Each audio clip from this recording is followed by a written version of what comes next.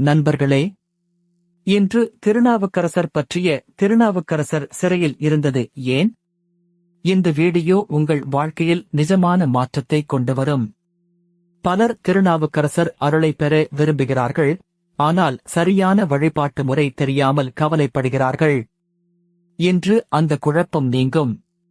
பழங்கால தமிழ்நாட்டு கோவில்களில் திருநாவுக்கரசர் பக்தர்கள் கடைபிடித்த ஒரு மறைபொருள் இருக்கிறது.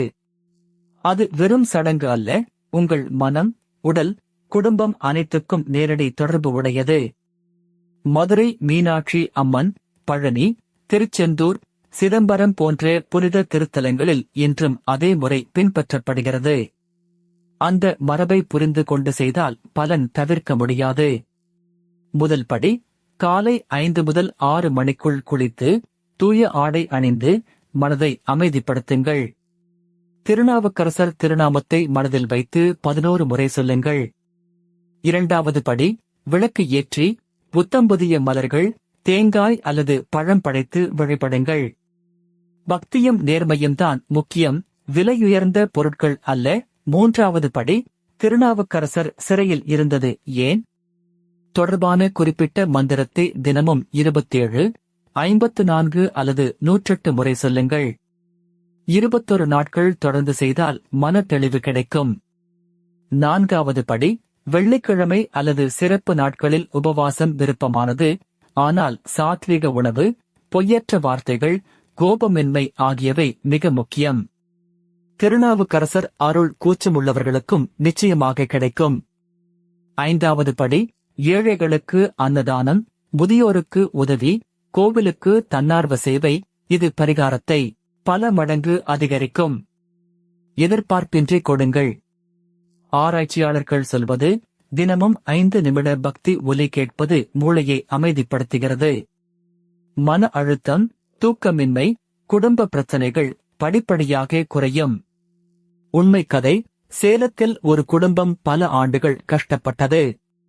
திருநாவுக்கரசர் விரதமும் நேர்மையான பூஜையும் தொடங்கினார்கள். வியாபாரம், உடல் நலம், மன அமைதி மெல்ல மெல்ல மேம்பட்டது. இன்னொரு கதை, கோயம்புத்தூரில் ஒரு இளம் தம்பதி குழந்தை வரம் வேண்டினார்கள். கோவில் மரபை பின்பற்றி கைமாறு எதிர்பாராத சேவை செய்தார்கள்.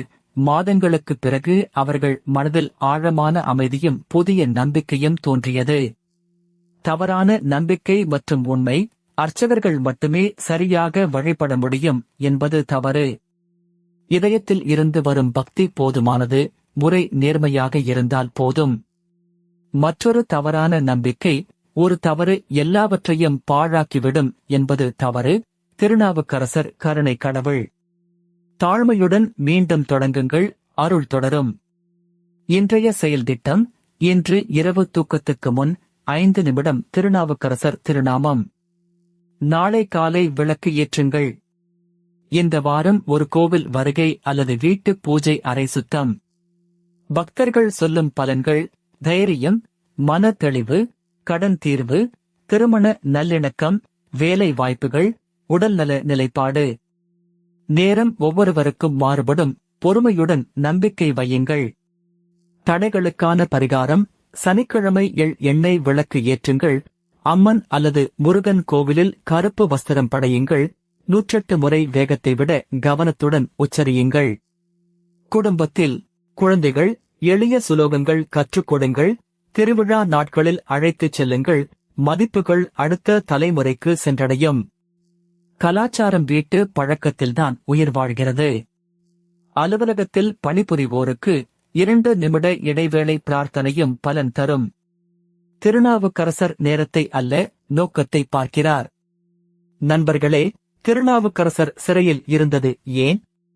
இது வெறும் கோட்பாடு அல்ல, நாள்தோறும் செய்ய வேண்டிய பயிற்சி. சிறிதாக தொடங்குங்கள், 21 நாட்கள் தொடர்ச்சியாக செய்யுங்கள். ஆலய மணி சேனலில் சந்தா செய்யுங்கள். தினமும் கோவில் ஞானம், பரிகாரம், தல புராணம் வருகிறது. மணி சின்னம் அழுத்துங்கள், எந்த வீடியோவும் தவறாமல் காணலாம். கீழே உரையிடுங்கள், உங்கள் சொந்த ஊர் கோவில் பெயர் எழுதுங்கள். அடுத்த வீடியோவில் அந்த திருத்தலத்தின் சிறப்புகளை பார்க்கலாம். இந்த வீடியோவை குடும்பத்தினருக்கு பகிருங்கள். ஒன்றாக வழிபட்டால் பக்தி மேலும் வளரும். திருநாவுக்கரசர் திருவடியில் நம்முடையவர்கள். திருநாவுக்கரசர் பக்தி பாதையில் பொறுமை மிக முக்கியம். திருநாவுக்கரசர் சிறையில் இருந்தது ஏன்? நாள்தோறும் நினைவு கூர்வது மனதை வலிமையாக்கும். இந்த நம்பிக்கையை விடாதீர்கள்.